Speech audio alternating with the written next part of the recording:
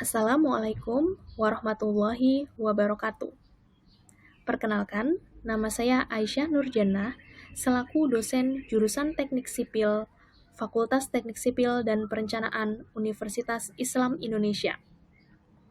Video ini merupakan pernyataan diri dosen dalam unjuk kerja Tridharma Perguruan Tinggi atau PDD UKTPT bidang pengajaran sebagai syarat sertifikasi dosen tahun 2025.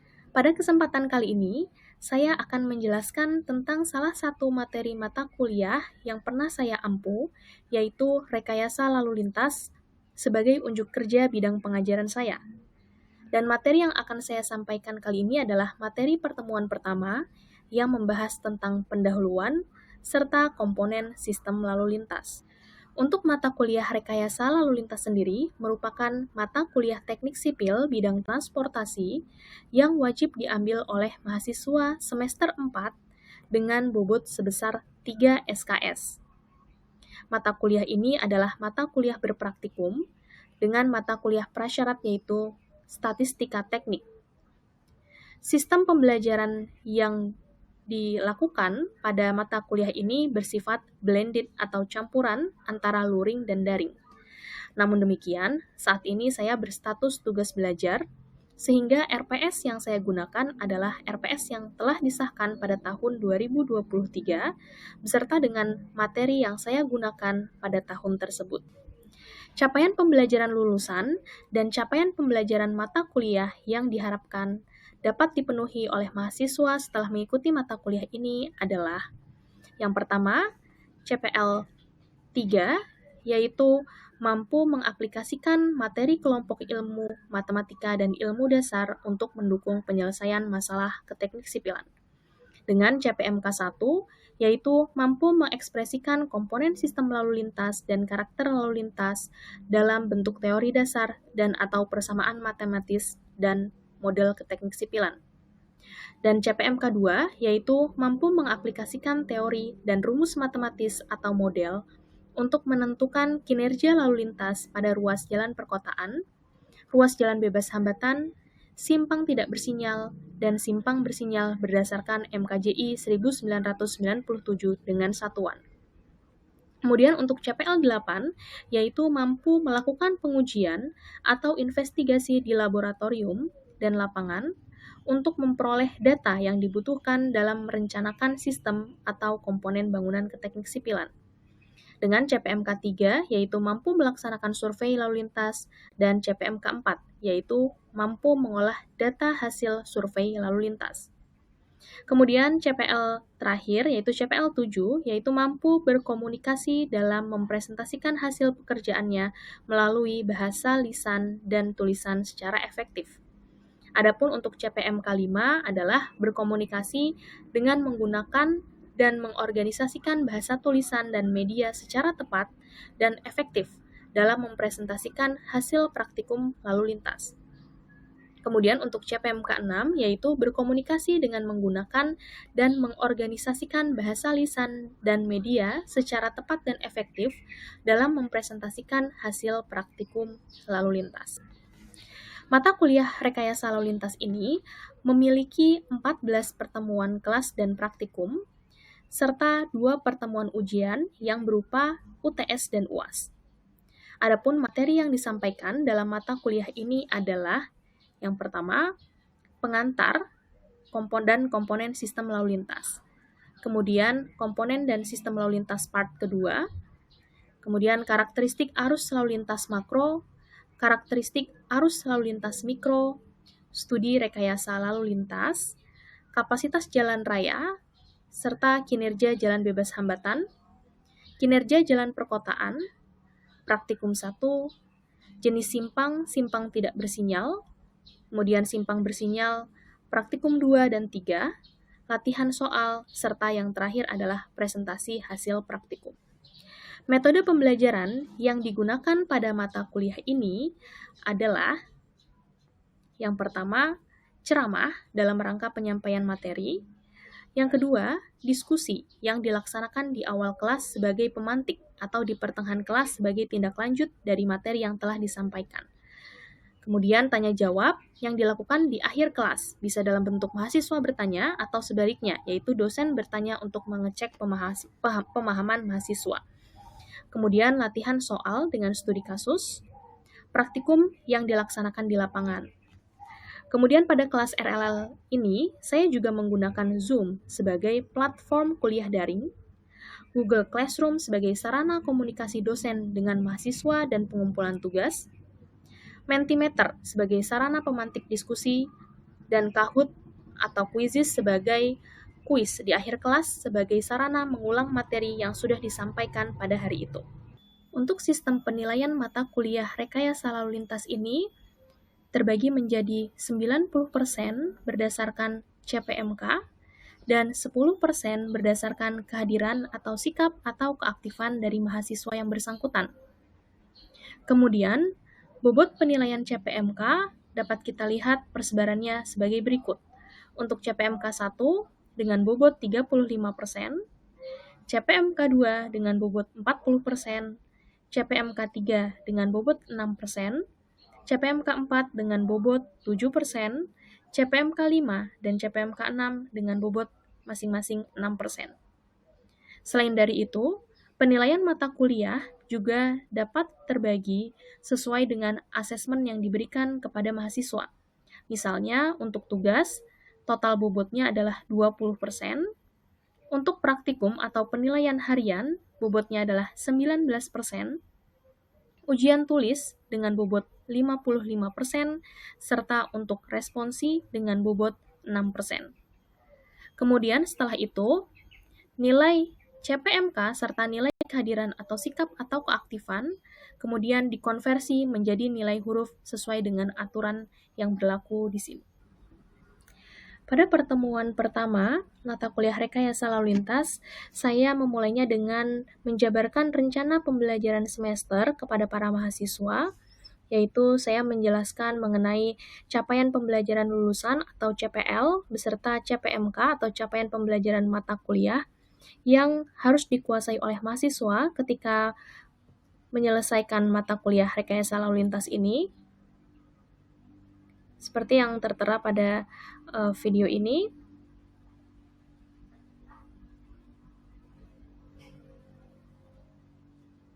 Kemudian saya juga menjelaskan tentang peta analisis capaian pembelajaran, kemudian pengalaman pembelajaran yang akan didapatkan oleh mahasiswa, serta referensi yang digunakan dalam mata kuliah ini, misalnya MKJI 1997. Kemudian saya juga menjabarkan rincian aktivitas pembelajaran untuk setiap pertemuannya, yaitu ada 14 pertemuan, disertai dengan tanggal-tanggal untuk pertemuannya. Dan terakhir, saya juga menjelaskan tentang sistem penilaian dan evaluasi, termasuk dengan bobot per CPMK-nya dan bobot untuk setiap asesmennya. Kemudian setelah RPS, saya juga menjelaskan tentang aturan kelas, yaitu batas toleransi keterlambatan, kemudian batas toleransi ketidakhadiran di dalam kelas, beserta batas toleransi pengumpulan tugas. Baik teman-teman, setelah tadi kita membahas tentang RPS, kemudian aturan kelas yang tadi sudah kita sepakati bersama, maka sekarang kita akan masuk kepada materi rekayasa lalu lintas. Namun sebelum kita masuk ke materinya, di sini saya akan menjelaskan terlebih dahulu tentang apa sih mata kuliah rekayasa lalu lintas ini dan apa bedanya dengan mata kuliah transportasi yang lainnya. Nah, apakah teman-teman masih ingat mata kuliah transportasi yang pernah diambil? Karena teman-teman sekarang semester 4 ya, berarti di semester 3 kemarin teman-teman sudah mengambil bahan perkerasan jalan, kemudian juga mengambil geometri jalan raya, begitu. Dan kemudian teman-teman juga saat ini di semester 4 sedang mengambil mata kuliah struktur perkerasan jalan. Dan nantinya di semester 5 akan mengambil mata kuliah perancangan jalan. Nah, sekarang kita bahas ya, apa sebetulnya bedanya mata kuliah rekayasa lalu lintas ini dengan mata kuliah transportasi yang lainnya. Nah, kalau kita bahas tentang mata kuliah bahan perkerasan jalan, jadi misalkan kita punya ada sebuah jalan gitu ya. Nah, Untuk mata kuliah bahan perkerasan jalan, yang akan dibahas itu adalah tentang material yang digunakan. Misalnya, kita akan menggunakan bitumen. Nah, bitumen yang seperti apa sih yang akan kita gunakan? Berapa kadarnya gitu untuk bisa membuat desain campuran aspal atau hot mix yang baik. Kemudian agregat. Agregat seperti apa sih yang kemudian kita bisa gunakan untuk mendesain campuran aspal? Nah, itu yang kita pelajari di bahan perkerasan jalan. Kemudian kalau di semester 3 yang lain, teman-teman sudah pernah belajar tentang geometri jalan raya. Nah, masih ingat ya harusnya tentang apa yang dipelajari saat itu. Nah, jadi kalau dalam jalan gitu ya, maka untuk geometri jalan raya adalah teman-teman sudah belajar tentang bagaimana membuat trase jalan atau menentukan trase yang paling baik itu yang mana gitu ya. Kemudian teman-teman juga sudah belajar mendesain alignment vertikal, yaitu tikungannya seperti apa, lebar tikungan radiusnya seperti apa, kemudian jari-jari dan lain sebagainya. Kemudian untuk alignment horizontal, nah teman-teman juga sudah belajar ya tentang bagaimana membuat tanjakan dan turunan agar selamat ya, agar sesuai dengan aturan. Nah, kemudian kalau di semester 4, nah teman-teman juga mengambil struktur perkerasan jalan. Nah, jadi kalau struktur perkerasan jalan, teman-teman akan membahas tentang bagaimana cara menentukan tebal perkerasan yang sesuai untuk jalan tersebut. Berapa tebalnya lapis permukaan? Berapa tebalnya lapis pondasi? Berapa tebalnya lapis pondasi bawah? Nah, itu yang teman-teman pelajari. Sedangkan untuk semester 5, perancangan jalan, mata kuliah ini nanti akan merangkum semua yang teman-teman telah pelajari, banper, geometri jalan raya, SPJ, kemudian bahkan rekayasa lalu lintas ini yang teman-teman pelajari sekarang, untuk merancang sebuah jalan dari nol sampai jalan tersebut didesain dengan baik gitu. Nah, jadi kembali lagi ke topik pertama, yaitu apa sih sebetulnya rekayasa lalu lintas itu? Nah, jadi kalau kita melihat atau merujuk dari definisi yang diberikan oleh Institute of Transportation Engineer, itu rekayasa lalu lintas adalah yang membahas perencanaan, desain, dan pengoperasian jalan dan jalan raya, termasuk jaringan jalan dan lain sebagainya. Jadi kalau saya rangkum, sebetulnya rekayasa lalu lintas adalah apa yang bisa kita lakukan untuk mengatur, atau apa yang bisa kita rekayasa untuk mengatur apa-apa yang berada di atas jalan. Nah, apa yang berada di atas jalan itu yaitu adalah kendaraan, kemudian pengguna jalan yang lainnya. Nah, itu yang kita atur, trafficnya, lalu lintasnya yang kita atur. Berbeda dengan bahan perkerasan jalan, geometri jalan raya, struktur perkerasan jalan, mungkin dia akan lebih kepada struktur atau desain dari jalannya. Nah, kemudian selanjutnya adalah tentang tujuan dari rekayasa lalu lintas. Nah, kalau berdasarkan Institute of Transportation Engineers, tujuan dari rekayasa lalu lintas itu sendiri adalah untuk keselamatan perjalanan. Jadi, bagaimana agar manusia atau barang itu bisa berpindah dari satu tempat ke tempat yang lainnya dengan selamat. Dan salah satu yang bisa kita pelajari di mata kuliah ini adalah tentang penggunaan apil atau alat pemberi isyarat lalu lintas. Nah, jadi kita bisa menentukan nih kapan sebuah persimpangan itu bisa kita letakkan apil atau tidak.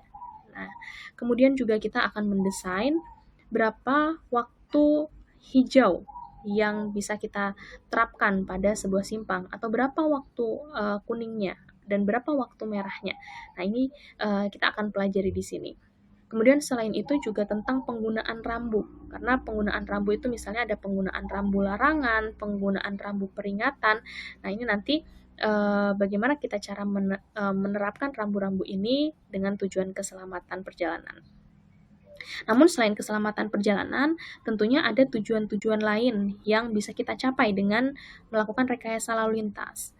Misalnya terkait dengan kecepatan. Nah, ini jadi bagaimana cara kita merekayasa lalu lintas agar tidak macet sehingga pergerakan orang itu akan lebih cepat. Atau selain kecepatan juga terkait kenyamanan. Nah, misalnya kemudahan perjalanan. Jadi jangan sampai kemudian misalkan hanya demi keselamatan, kemudian kita membuat semua jalan itu satu arah gitu. Karena kalau misalkan jalan satu arah, asumsinya tidak akan lebih sedikit konflik. Tapi kan tidak mungkin ya terjadi seperti itu. Karena kalau misalkan jalan semua dibuat satu arah, maka nanti waktu perjalanannya ya akan semakin panjang gitu, dan itu tidak memudahkan perjalanan.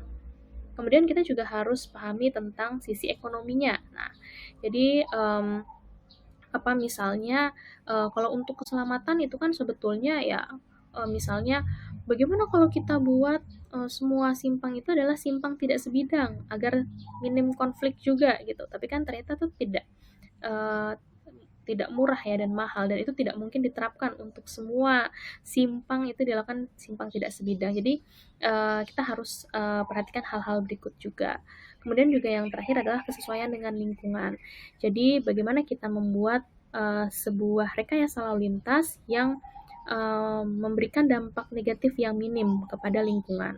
Nah, misalnya dengan waktu perjalanan yang semakin singkat, maka itu polusi yang dikeluarkan oleh kendaraan tentunya juga akan semakin kecil. Berbeda dengan kalau misalnya waktu tempuh perjalanan itu semakin panjang karena macet, maka polusi yang dikeluarkan kendaraan juga akan semakin banyak.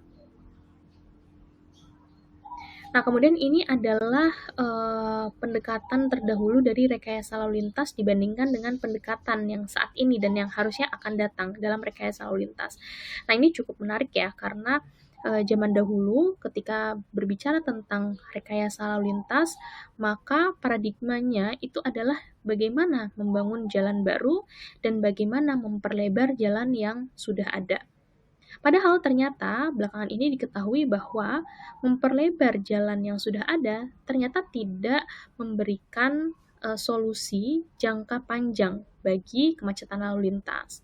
Jadi ternyata um, memang mungkin untuk memperlebar jalan yang sudah ada itu dia akan membuat lalu lintas akan tidak macet mungkin untuk beberapa tahun. Tapi kalau kita bicara tentang 5 tahun ke depan, 10 tahun ke depan, ternyata karena ya pertumbuhan penduduk, pertumbuhan kendaraan, itu ternyata pada akhirnya akan macet-macet lagi gitu. Sehingga paradigma rekayasa lalu lintas yang ada sekarang adalah dengan traffic demand management. Jadi bagaimana kita bisa memanajemen lalu lintas dengan misalnya menyediakan berbagai macam pilihan moda transportasi yang lebih efektif.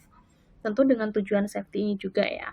Nah, jadi kalau kita lihat di gambar ini ya, jadi kalau kita rekayasa lalu lintas, yang harus kita pahami sekarang adalah bukan berapa banyak kendaraan yang dapat berpindah, tetapi berapa banyak manusia yang dapat berpindah. Jadi kita bahas lebih kepada efisiensi dan efektivitasnya.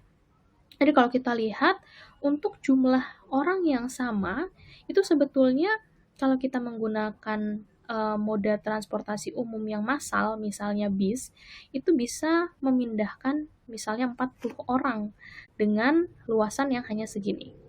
Tetapi bayangkan untuk jumlah orang yang sama, ini 40 orang misalkan, tapi mereka menggunakan kendaraan masing-masing satu, dan memang ya kebanyakan kadang seperti itu ya, satu mobil untuk satu atau dua orang. Nah, ini kalau seperti itu, ya jadinya akan macet kalau seperti itu. Ya, jadi tujuan dari rekayasa lalu lintas sendiri adalah kita memecahkan permasalahan yang ada. Misalkan pada studi kasus ini ya, ini ada terjadi kemacetan. Nah, dan kemudian setelah dievaluasi, ternyata memang ini macet dan bermasalah gitu. Maka kemudian traffic engineer itu maka bertugas untuk memecahkan permasalahan tersebut sesuai dengan keinginan yang diharapkan. Atau bahasa lainnya adalah bagaimana alternatif solusi yang bisa ditawarkan agar keinginan tersebut terpenuhi.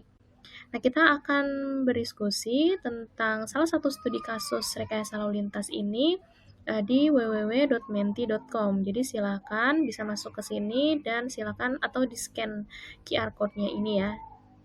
Nah, jadi pertanyaannya sebetulnya adalah Kalau kita punya masalah yang seperti terjadi di gambar di sini, kira-kira menurut teman-teman apa sih solusi atau alternatif solusi yang bisa ditawarkan agar kemacetan ini bisa terurai? Silakan. Nah, berikut adalah contoh dari jawaban mahasiswa yang menjawab menggunakan Mentimeter. Pada kesempatan kali ini saya tidak bisa menyediakannya secara langsung karena saat ini sedang tugas belajar, sehingga yang saya tampilkan adalah hasil dari Mentimeter di 2 tahun yang lalu.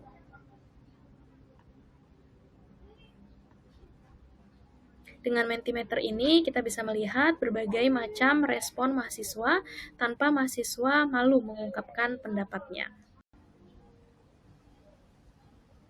Nah, jadi betul sesuai dengan apa yang teman-teman sudah sampaikan, beberapa jawabannya memang sudah betul, sebagaimana solusi-solusi ini memang sebetulnya telah diterapkan pada studi kasus kita tadi, yaitu di Jalan Malioboro, yaitu diantaranya dengan menerapkan sentra parkir, kemudian adanya angkutan umum, dan relokasi PKL. Nah, jadi kalau kita lihat sebetulnya memang elemen rekayasa lalu lintas itu sangat luas sekali. Jadi misalkan ada banyak sekali bisa kita lihat di sini mulai dari studi lalu lintas, evaluasi kinerja, desain fasilitas, pengontrolan lalu lintas, pengoperasiannya, sistem manajemen transportasi, dan intelligent transport system.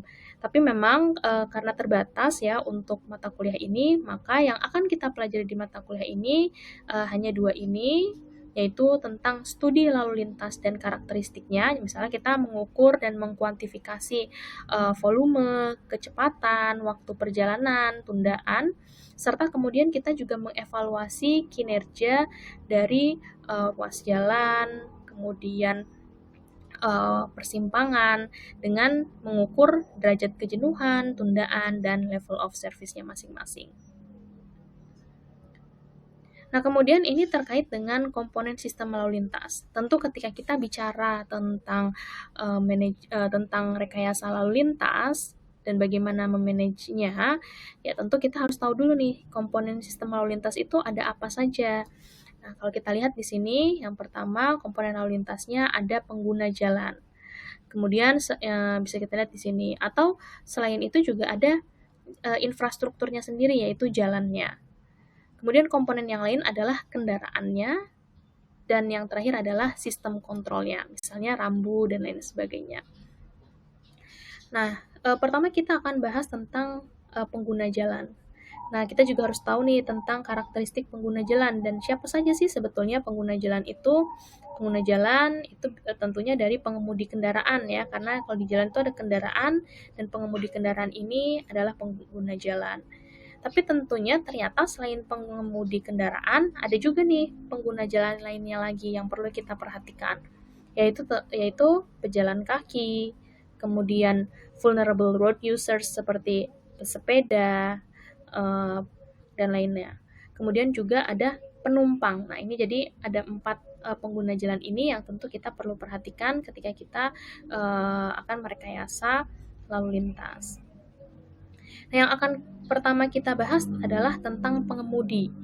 Nah, jadi ini cukup penting ya kita ketahui karakteristik-karakteristik ini, dan sebetulnya karakteristik ini nanti akan ada kaitannya dengan rekayasa lalu lintas yang akan kita terapkan.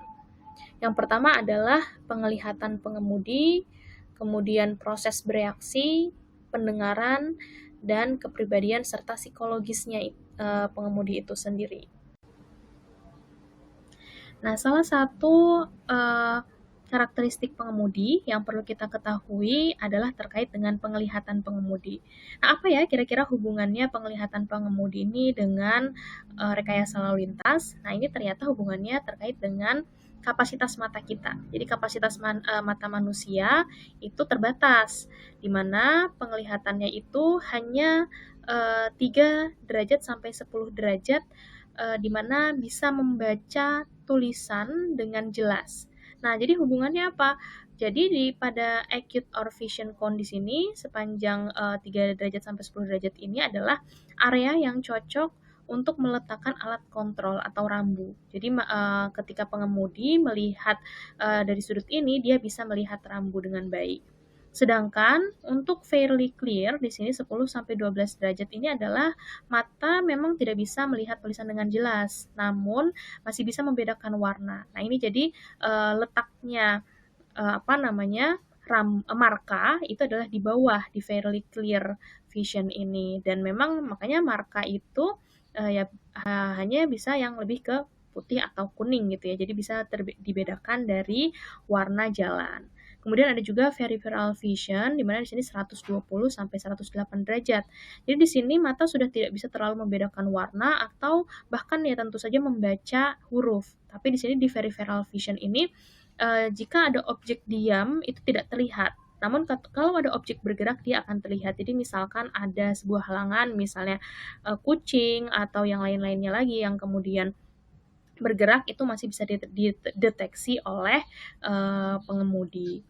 Nah, kemudian selanjutnya itu adalah ini proses bereaksi dari pengemudi. Jadi ini adalah hal yang juga cukup penting ya untuk rekayasa lalu lintas terkait dengan perception reaction time atau PF time. Di mana PF ini adalah perception, identification, emotion, dan volition. Jadi proses bereaksi ini adalah proses yang dibutuhkan oleh pengemudi ketika melihat sebuah di sini kita lihat ya objek halangan yang dilihat di muka jalan. Jadi kemudian pengemudi itu mulai mendeteksi. Kemudian setelah mendeteksi ini adalah melakukan identifikasi apakah itu berbahaya atau tidak.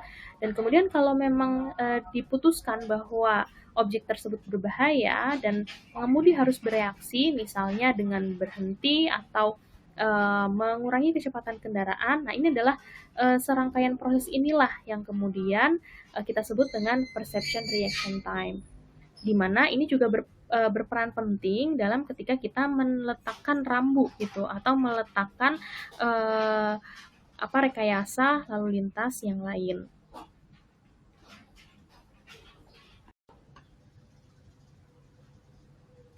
Baik, jadi ini adalah tugas untuk CPMK 1, di mana nanti silakan teman-teman untuk membuat sebuah video presentasi singkat maksimal 5 menit yang menjelaskan tentang penelitian seseorang tentang hubungan salah satu komponen sistem lalu lintas, baik itu pengguna jalan, kendaraan, jalan, ataupun kontrol, terhadap kecelakaan atau keselamatan lalu lintas. Nanti mencakup judul, penulis, sumber publikasi, latar belakang, metode, hasil, dan kesimpulan. Jadi silakan teman-teman baca dan rangkum. Setelah itu silakan di-upload ke Google Classroom untuk deadline 2 minggu yang akan datang.